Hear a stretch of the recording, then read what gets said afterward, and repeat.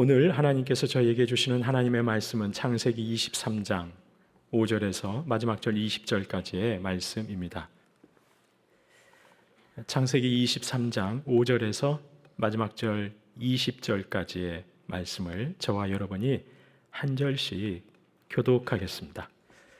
헷 족속이 아브라함에게 대답하여 이르되 내 주여 들으소서. 당신은 우리 가운데 있는 하나님이 세우신 지도자이시니 우리 묘실 중에서 좋은 것을 택하여 당신의 죽은 자를 장사하소서. 우리 중에서 자기 묘실에 당신의 죽은 자 장사함을 금할 자가 없으리이다.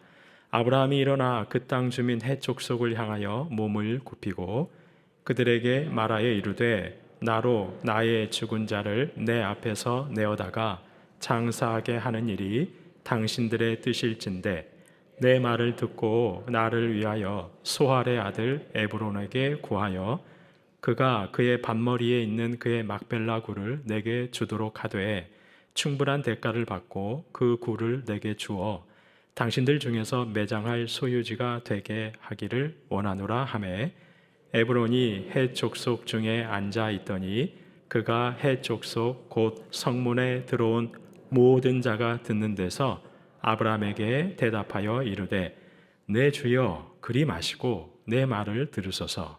내가 그 밭을 당신에게 드리고 그 속의 굴도 내가 당신에게 드리되 내가 내 동족 앞에서 당신에게 드리오니 당신의 죽은 자를 장사하소서.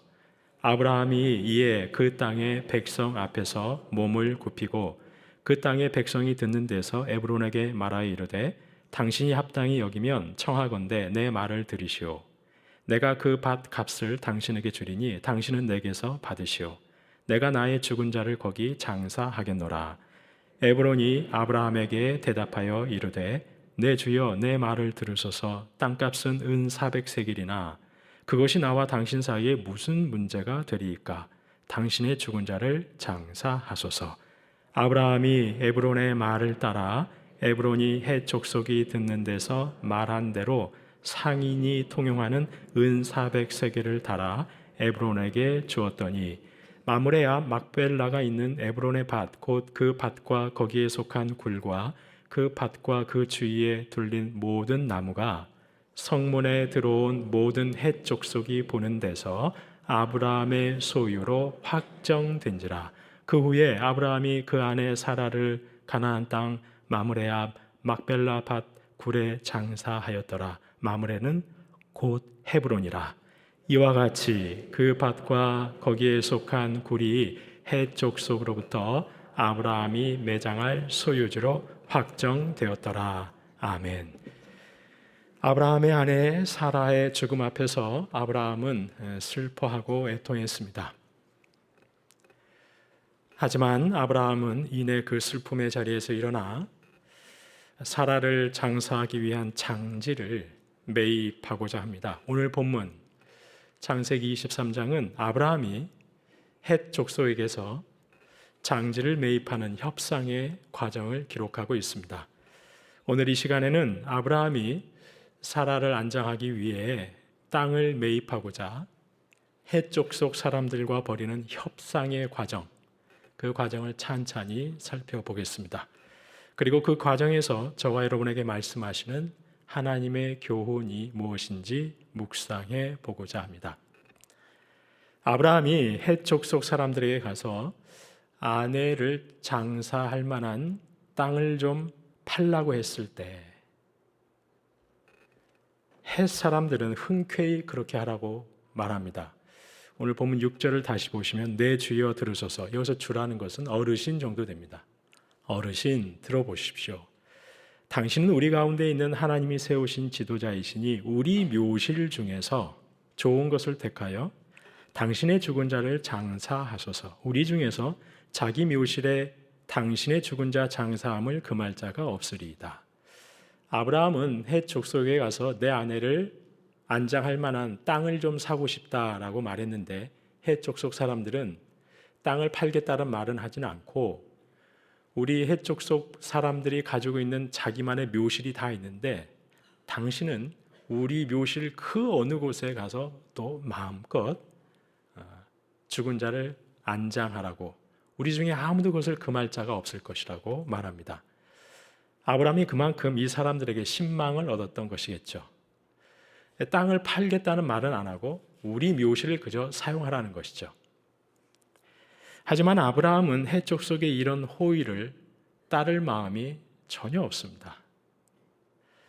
왜냐하면 아브라함이 지금 사라를 안장하기 위해 땅을 사는 것은 단순히 사라를 장사 지내는 것만이 목적이 아니었기 때문입니다. 아브라함은 지금 땅을 약속하신 그 하나님의 약속에 믿음으로 반응하고 있는 것입니다. 하나님이 약속하신 이 가나안 땅이 먼 훗날 결국 자신과 후손의 땅이 될 것이라고 그는 확신했던 겁니다. 지난 22장까지 하나님은 두 가지 약속 중에 한 가지를 분명히 성취시켜 주셨습니다. 자손에 대한 약속. 이제 남은 건 땅에 대한 약속이죠. 아브라함은 지금 그것을 믿음으로 취하고자 하는 것입니다. 그 첫 발을 지금 내딛고자 하는 겁니다. 지금은 비록 아내 사라를 안장하는 목적으로 그리 크지 않은 땅을 매입하는 것에 불과합니다. 하지만 아브라함이 장지로 사게 되는 땅은 하나님이 약속하신 가나안 땅을 아브라함이 실제로 소유하게 되는 첫 번째 땅이 될 것입니다. 그리고 이 땅은 장차 주어질 가나안 땅 전체를 대표하는 상징적인 땅이 될 것입니다. 이렇게 땅에 대한 하나님의 약속, 그 약속을 믿음으로 아브라함은 지금 장지를 매입하고자 하는 것입니다. 그러니 단순히 우리 묘실 중에서 좋은 곳, 아무 곳이나 택해서 당신의 죽은 자를 장사하소서라는 이 호의를 아브라함은 따를 생각이 전혀 없었던 것이죠. 그래서 아브라함은 해족속에게 이렇게 말합니다. 8절입니다. 그들에게 말하여 이르되 나로 나의 죽은 자를 내 앞에서 내어다가 장사하게 하는 일이 당신들의 뜻일진데 내가 말한 것처럼 나로 나의 죽은 자를 당신들 땅에 장사하는 것을 여러분들이 뜻일진데 여러분들이 허락해 주신다고 하니까 이왕 허락해 주시는 김에 나를 위해 내 말을 듣고 나를 위하여 내 말을 좀 들어달라는 거죠. 그러면서 아브라함이 점 찍어둔 땅이 있었던 것 같습니다. 그리고 그 땅의 주인이 누구냐면 소알의 아들 에브론에게 구하여 소알의 아들 에브론이에요. 그러니까 여러분이 그 에브론에게 좀 말 좀 해달라는 겁니다. 그러면서 9절입니다. 그가 그의 밭머리에 있는 그의 막벨라구를 내게 주도록 여기서 준다는 것은 팔도록입니다. 팔도록 하되 충분한 대가를 받고 그 굴을 내게 주어 팔아 당신들 중에서 매장할 소유주가 되게 하기를 원하노라 하며 아브라함은 에브론의 소유인 땅에 있는 막벨라 굴을 사고 싶다는 겁니다. 충분한 대가를 지급하고 사고 싶다고 합니다. 아브라함은 미리 정해놓은 땅이 있었던 거죠. 바로 에브론이 소유한 땅에 있는 막벨라 굴입니다. 아브라함은 해쪽 속 사람들에게 에브론에게 좀 잘 말해달라는 거예요. 내가 보니까 저 막벨라 굴에다 내 아내를 장사하면 좋겠다. 에브론이 그 땅을 나에게 좀 팔아줬으면 좋겠다. 여러분이 에브론에게 좀 내 마음을 좀 전해달라. 이렇게 말한 것이죠. 그런데 때마침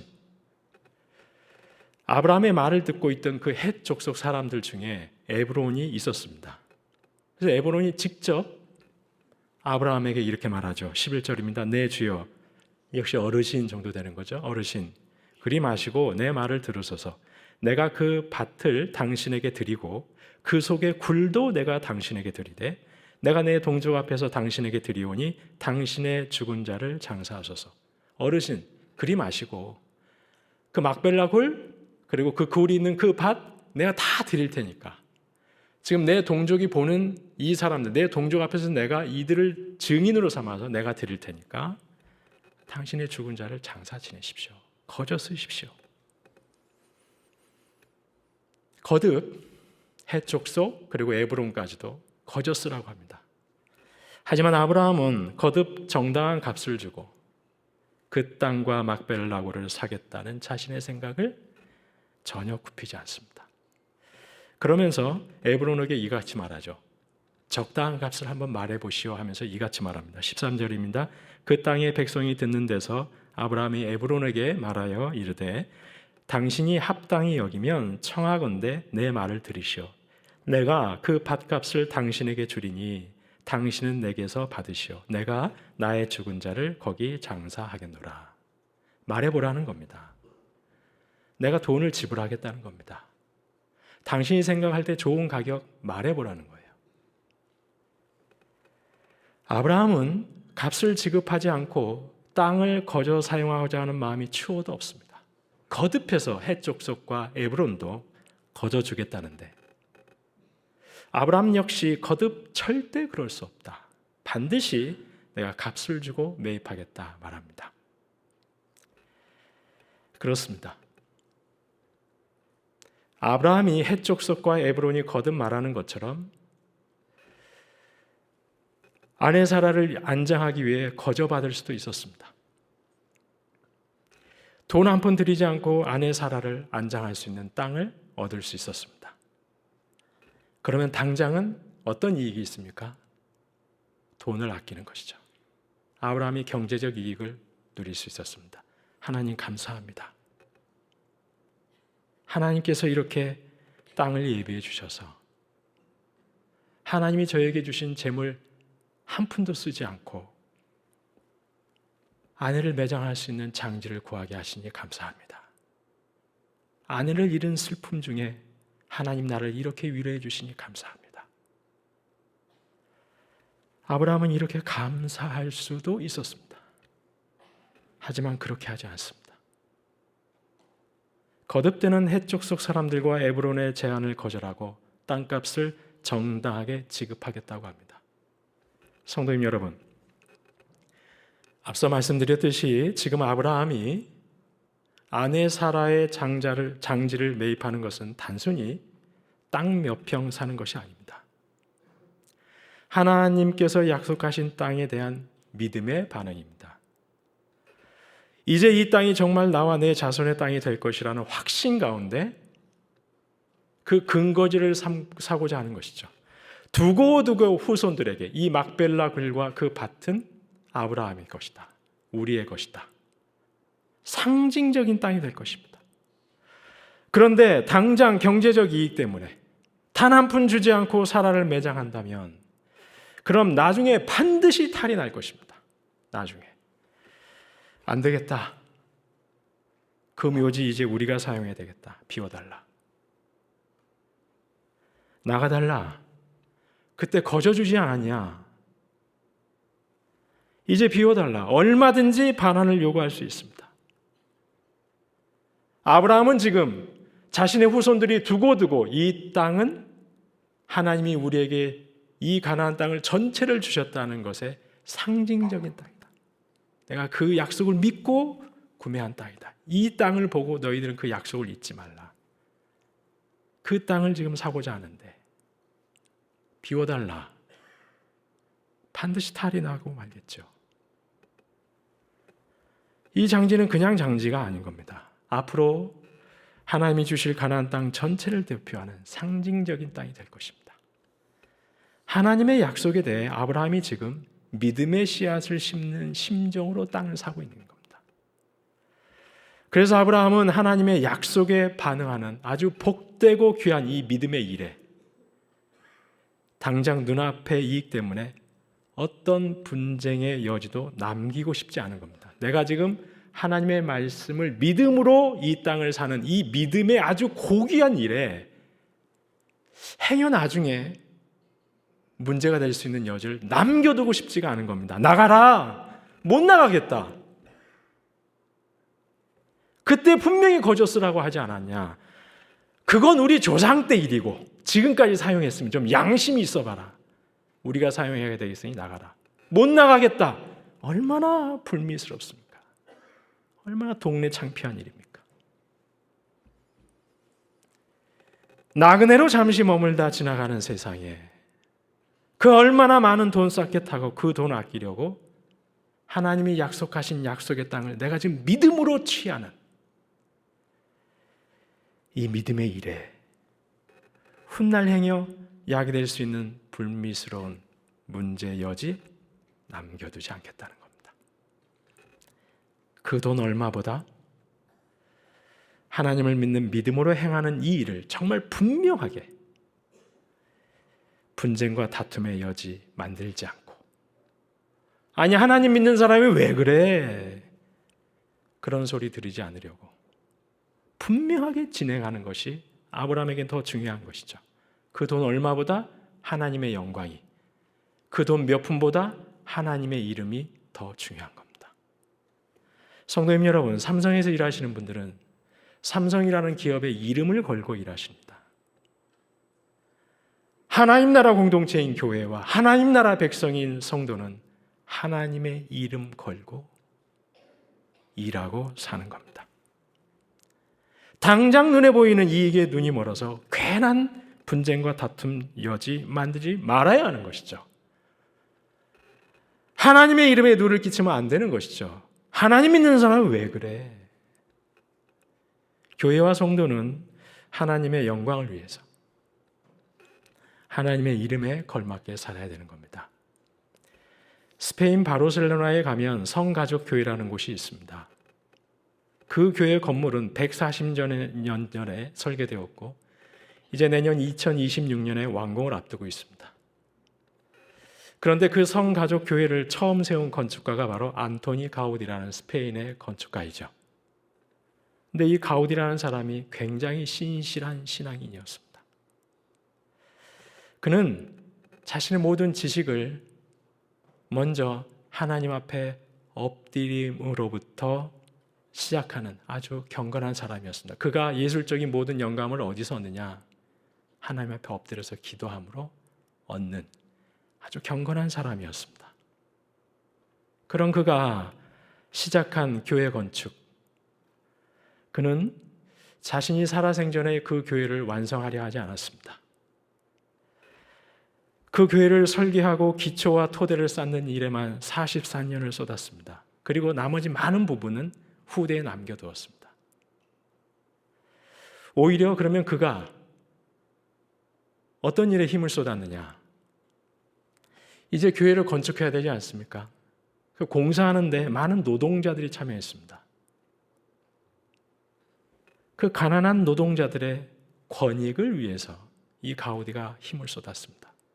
이 노동자들이 교회를 짓기 위해, 예배당을 짓기 위해서 일하고 있는데 가만히 보니까 이 노동자들의 자녀들이 학교도 제대로 다니지 못하는 겁니다. 그 모습을 보고 이 노동자들이 짓고 있는 이 교회 바로 옆에다가 대안학교를 하나 지었습니다. 거기서 아이들을 위한 교육 잘 받도록 가우디가 각별하게 정성을 쏟았습니다. 사람들이 물었습니다. 가우디에게. 아니 왜 그렇게까지 하냐? 아니 시간을 아껴야 되지 않겠냐? 당신이 시작한 거 아니냐? 돈을 좀 아껴야 되는 거 아니냐? 하루라도 빨리 건축을 마쳐야 되지 않겠냐? 아니 꼭 이렇게까지 해야 돼? 그러자 그가 그들에게 답했습니다. 건축의 나머지는 하나님께서 또 다른 종들을 통해 지으실 것이고 완성하실 것입니다.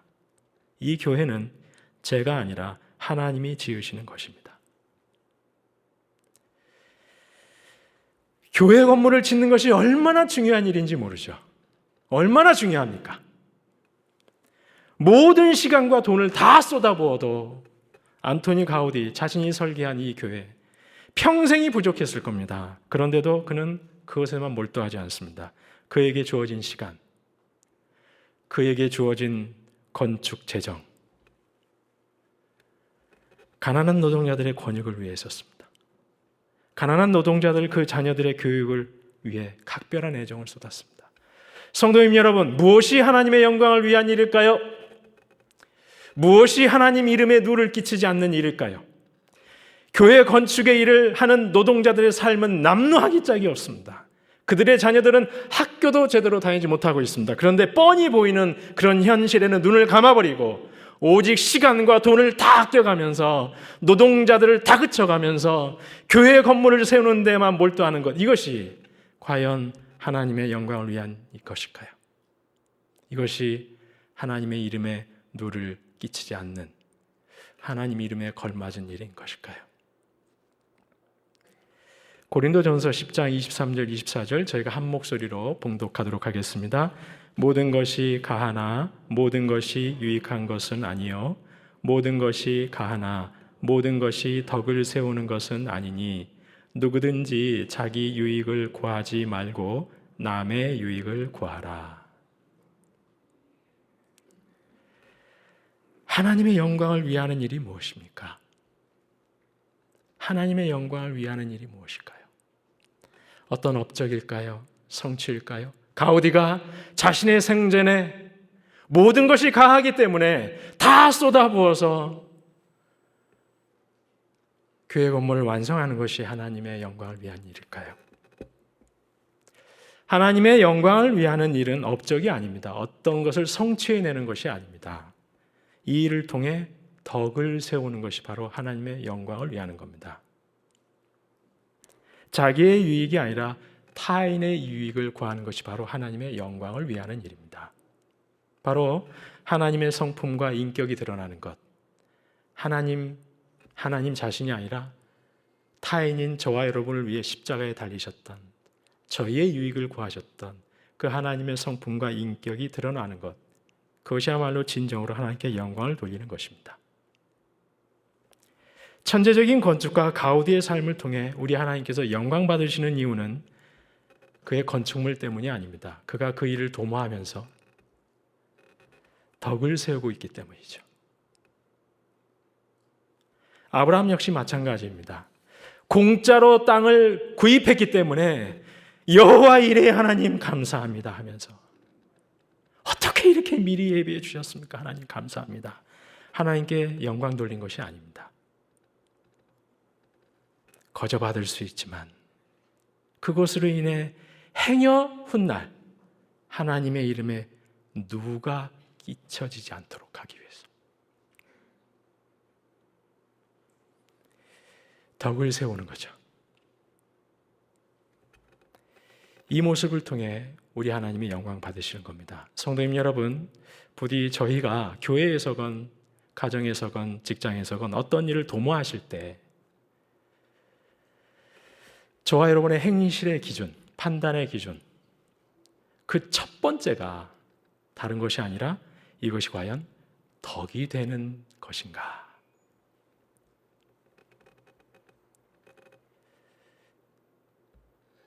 이것이 과연 나에게 이익인가? 이것이 나에게 유익이 될 것인가? 이것이 과연 우리 교회에게 이익인가를 고민하게 앞서서 그것이 먼저가 아니라 항상 이것이 과연 덕이 되는가? 다른 이들에게 유익이 되는가? 이것이 과연 하나님의 이름에 누를 끼치는 것은 아닌가? 이것이 저와 여러분의 첫 번째 고민이 될 수 있기를 간절히 소망합니다. 그리하여서 하나님을 알지 못하는 세상의 많은 사람들이 저와 여러분이 덕을 세우는 것, 바로 타인의 유익을 구하는 이런 덕 있는 행실을 통해서 하나님을 알지 못하는 이들이 하나님의 이름을 찬송하고 하나님께 영광을 올려드리는 그런 복된 역사가 있을 수 있기를 주님의 이름으로 축원합니다. 이렇게 아브라함은 햇사람들과 에브론의 제안을 마다하고 에브론에게 적당한 값 제시해 보라고 합니다. 이 에브론이 이렇게 답합니다. 14절 15절입니다. 에브론이 아브라함에게 대답하여 이르되 내 주여 내 말을 들으소서. 땅값은 은 400세겔이나 그것이 나와 당신 사이에 무슨 문제가 되리이까? 당신의 죽은 자를 장사하소서. 에브론이 말합니다. 땅값이 은 400세겔이긴 한데 그게 당신과 나 사이에 무슨 문제냐? 그거 상관없다. 그냥 무상으로 장사를 지내라 라고 말합니다. 하지만 그렇게 거저 사용하라고 말하면서 에브론은 은근슬쩍 자신이 원하는 땅값을 불렀습니다. 얼마입니까? 은 400세겔. 이 은 400세겔이 지금 어느 정도인지 저희는 계산이 할 수가 없습니다. 단 분명한 것 한 가지는 이 값이 엄청나게 비싼 값이라는 거죠. 사실 흥정을 할 때 사람들은 먼저 아주 값을 크게 부르는 경향이 있습니다. 그리고 점차 흥정을 해가면서 깎아가는 거죠. 에브론이 지금 그럴 요량으로 터무니없이 높은 가격을 불렀습니다. 실제로 은 400세겔 이렇게 비교해 볼 수 있습니다. 훗날, 먼 훗날 다윗이 사무엘하 24장에서 오르난이라는 사람에게서 그의 타작마당과 그 타작마당에 있는 소를 삽니다. 근데 그때 얼마를 주고 사느냐면 은 50세겔을 주고 삽니다. 그리고 훗날 솔로몬이 바로 그 땅에다가 뭘 짓습니까? 성전을 짓습니다. 그러면 결과적으로 보면 성전의 부지가 얼마였던 것이죠? 은 50세겔이었습니다. 그런데 에브론은 지금 은 400세겔을 불렀습니다. 대체 막벨라 굴이 있는 땅이 얼마나 큰지는 모르겠습니다. 아무리 커봐야 장지에 불과합니다. 에브론은 바가지 요금을 부른 거죠. 아브라함이 흥정을 했으면 값을 내려갔을 겁니다. 시세에 맞게 매입할 수 있었습니다. 그렇게 하는 것이 모든 사람이 하는 일이죠. 그런데 놀랍게도 아브라함은 에브론이 제시한 값 그대로 땅값을 지급합니다. 16절입니다. 아브라함이 에브론의 말을 따라 에브론이 헷 족속이 듣는 데서 말한 대로 상인이 통용하는 은 400세겔을 달아 에브론에게 주었더니 400세겔 주었습니다. 헷 족속이 듣는 데서, 그러니까 이 많은 사람들 눈이 있는 데서 이들을 증인 삼아 아브라함이 자신에게 유리하도록 조종된 저울이 아니라 상인이 통용하는 저울에다가 달아서 정확하게 은 400세겔을 달아서 에브론에게 주었습니다. 단 한 푼도 깎지 않고 터무니없는 금액을 불렀습니다. 아브라함이 지금 급합니다. 빨리 아내를 매장해야 되기 때문에 그 급한 아브라함의 처지를 이용해 에브론은 아주 높은 가격을 부른 거죠.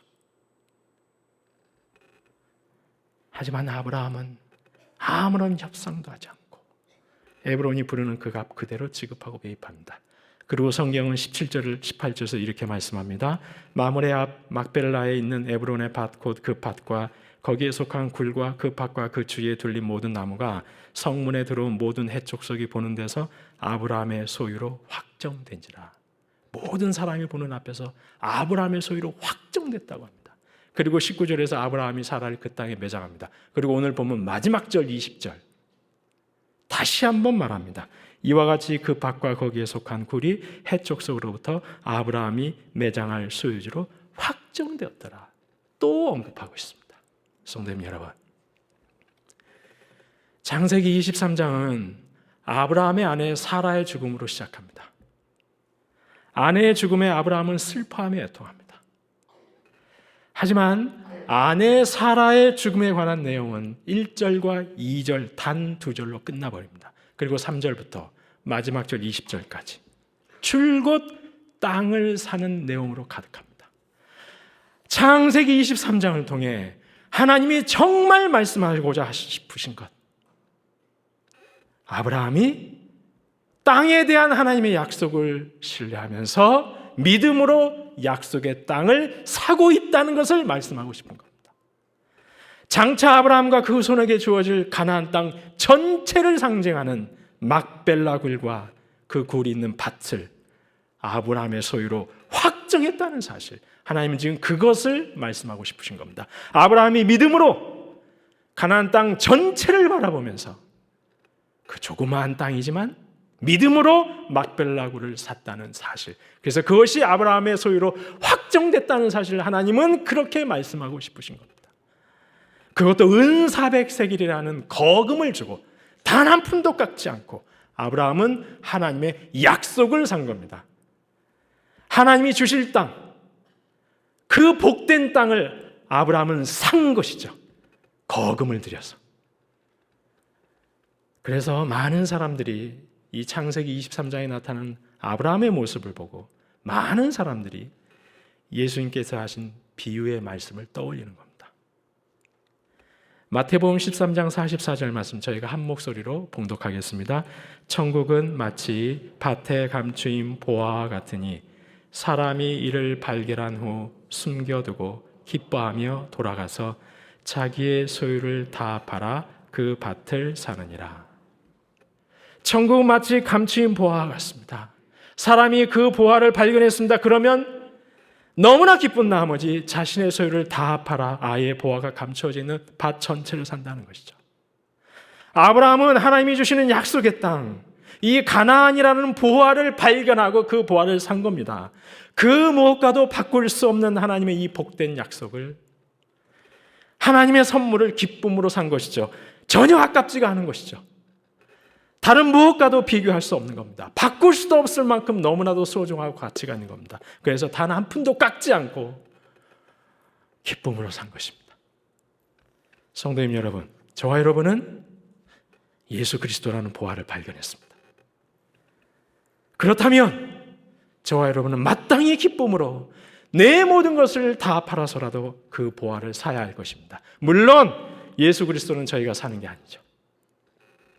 하나님이 은혜로 선물로 주시는 겁니다.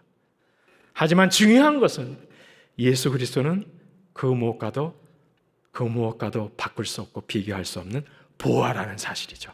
그래서 저와 여러분이 정말 예수님을 귀하게 여기고 그 어떤 것과도 비교할 수 없는 복된 것임을 저희가 정말 안다면, 믿고 있다면 저와 여러분은 기쁨으로 내 모든 것 다 팔아서 그 밭을 사는 심정으로 예수님 앞에 설 수밖에 없다는 것이죠. 요한복음 12장에 나오는 마리아처럼 지극히 비싼 향유, 순전한 나드 한 근, 요즘으로 환산하면 정규직 직장인의 1년치 연봉되는 그 기름을 예수님의 발에 부었던 마리아처럼 저와 여러분은 기꺼이 기쁨으로 예수님을 위해 살아가지 않을 수가 없는 겁니다. 예수 그리스도가 내 모든 것과 바꿀 수 없는 너무나도 귀한 보화라는 것을 저희가 진정으로 믿고 알고 있다면 저희는 내가 가진 모든 것을 다 팔아서라도 그 밭을 사는 심정으로 주님을 위해, 주님의 몸된 교회를 위해 주님의 말씀을 따라 사는 삶을 걸어가지 않을 수가 없다는 것이죠. 성도님 여러분, 저와 여러분이 이 시간 저희의 신앙을 좀 돌아보았으면 좋겠습니다. 저희는 과연 예수님을 그 어떤 것과도 비교할 수 없는 보배롭고 존귀한 보화로 인정하고 또 믿고 있는 것일까요? 만약 그렇다면 저와 여러분은 마땅히 기쁨으로 주님 앞에 서지 않고는 견딜 수가 없을 것입니다. 저희는 주님 앞에, 주님, 제가 주님을 위해서 지금까지 얼마나 많이 희생했는지 아시죠? 저희는 절대 그렇게 말할 수가 없습니다. 사람들 앞에서 내가 그동안 평생 살아오면서 주님을 위해 얼마나 많이 헌신하고 얼마나 많이 내가 희생했는지 아느냐고 절대 말할 수가 없는 겁니다. 왜냐하면 예수는 내 그 무엇과도 바꿀 수 없는 가장 큰 보화, 가장 귀한 보화여서 내가 기쁨으로 내 모든 것을 다 팔아서라도 밭을 사는 심정으로 주님 앞에 설 수밖에 없기 때문에 저는 기쁨으로 감당하는 것이죠. 내가 정말 예수 그리스도를 내가 가진 그 모든 것과도 다 바꿀 수 없는 너무나도 가장 귀한 보화로 인정하신다면 저희는 절대로 가만히 있을 수가 없는 것이죠. 기쁨으로 주님을 위해서, 기쁨으로 주의 말씀을 따라서 사는 삶을, 기쁨으로 주님의 몸된 교회를 위해서 헌신하고 수고하는 일을 저희는 안 하고는 견딜 수가 없는 것이죠. 성도님 여러분, 저와 여러분이 하나님 앞에서 그리고 사람들 앞에서 내가 얼마나 주님을 위해 희생했는지를 계수하시는 것이 아니라 내가 얼마나 기쁨과 감사함으로 주님을 섬기고 있는지를 늘 점검하시면서 기쁨으로 주님을 위하고 주님의 교회를 위하시고 기쁨으로 주님의 말씀에 따라 순종하는 그 복된 믿음의 여정 걸어가실 수 있기를 주님의 이름으로 축원합니다.